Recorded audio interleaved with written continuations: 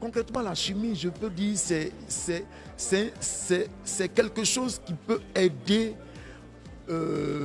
l'homme à se développer. L'homme, ce n'est pas l'homme en tant que personne physique, mais l'homme et ses besoins, surtout les besoins de l'homme. L'homme a besoin de savon pour se laver, la chimie intervient. L'homme a besoin de l'eau pour consommer, pour boire, la chimie intervient. Il faut que ce soit une eau de qualité. L'homme a besoin de se protéger même contre les moustiques, la chimie intervient.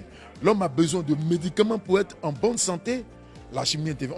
On a tendance à dire que les médecins prescrivent, les pharmaciens vendent, mais les chimistes fabriquent le médicament. Les médecins prescrivent, les pharmaciens vendent, mais les chimistes fabriquent le médicament.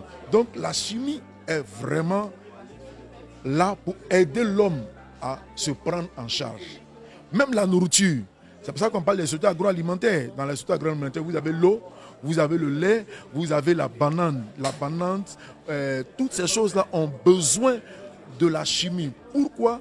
Parce que si vous consommez un aliment qui n'est pas de bonne qualité, c'est sûr que vous allez avoir la diarrhée, vous allez avoir certaines maladies. Donc la chimie intervient pour aider les sociétés agroalimentaires pour faire des tests microbiologiques, qu'on appelle les tests microbiologiques. C'est des tests de détermination de germes pour éviter que l'aliment soit infecté. La chimie intervient. Donc la chimie aide l'homme à se développer. La chimie intervient, c'est écologique, mais encore là, la chimie intervient. Un exemple. Avec le temps d'inondation, il y a le transport de l'eau. Avec tout ce qui est déchets, tout ce qui est matière organique qui n'est pas bon. Et ça revient on se retrouve souvent avec des eaux usées. Des eaux usées qui ne sont pas bonnes pour l'environnement. Et si l'environnement est pollué, la santé de l'homme est atteinte. La chimie intervient pour aider au traitement de ces eaux usées-là dans des stations d'épuration pour ne pas qu'il y ait des eaux usées. Parce que les eaux usées sont dangereuses pour la santé de l'homme. Quand tu passes devant une eau usée, par exemple, avant, on avait le stade Félix Houphouët, juste avant le stade Félix Houphouët, il y avait des eaux usées qui étaient là. Quand tu passes là, déjà même, quand tu sens l'odeur de cette eau usée-là, tu as même des problèmes de respiration. On prend le cas du Probo Koala des années, il y a 2 ou 3 ans en arrière. C'était des eaux usées, qui étaient fortement usées et qui étaient composées d'un élément dangereux. Et cet élément dangereux-là, quand il était dans un environnement, il réduisait la présence de l'air.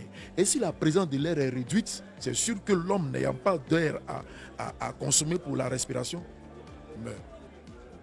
Ces eaux-là ont pu être traitées avec du charbon activé.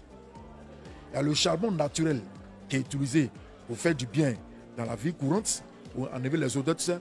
Mais pour être beaucoup plus efficace, on active le charbon chimiquement et il permet d'enlever certaines odeurs, de détruire certains produits chimiques qui sont dangereux et tout ça.